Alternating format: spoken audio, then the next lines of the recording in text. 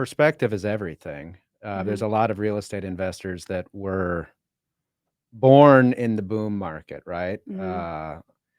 And maybe didn't experience the Great Recession that we all called it. So Mhm. why don't you kind of give us some perspective, overlay kind of what that looked like in its early stages and how different this is.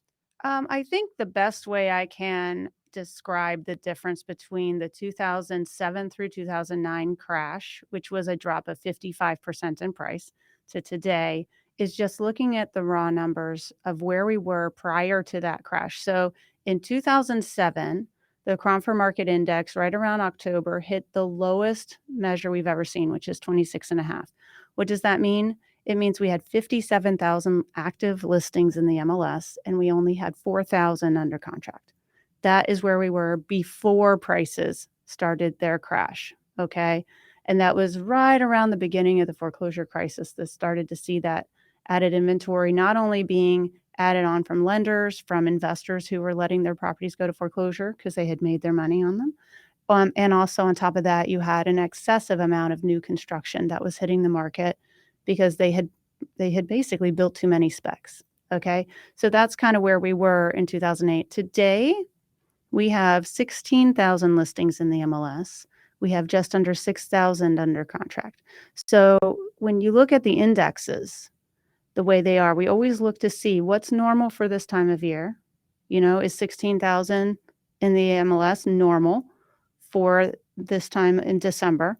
And same thing for under contract and combining closings and all of that. So our demand line has what's under contract, which is pending UCB, CCBS, all of those contract statuses, and also closings. And then we look at that to say, are we now within normal for December?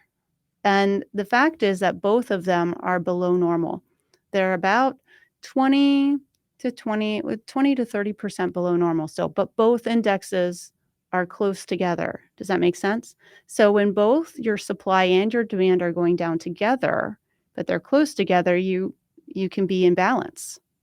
We don't like it as an industry because we get bored if demand specifically is below normal. So what you're seeing in the reporting is primarily on the demand side. So the last thing I saw in terms of, like, I think it was a Redfin predictions for 2023, they stated that demand was going to be as bad as 2008, which makes everybody think that means we're going to see prices go like 2008. Well, the reality is the prediction is true. We're already at 2008 level demand, sort of, but 2008 was rising at that point, but it's still extremely low for the industry. But the fact is that our supply is not at 57,000. So that means with the supply actually so low and declining right now, not just seasonally declining, but actually for the season, it's declining sharper than it should. You're seeing less downward pressure on price, and you're seeing a little more of a balanced state.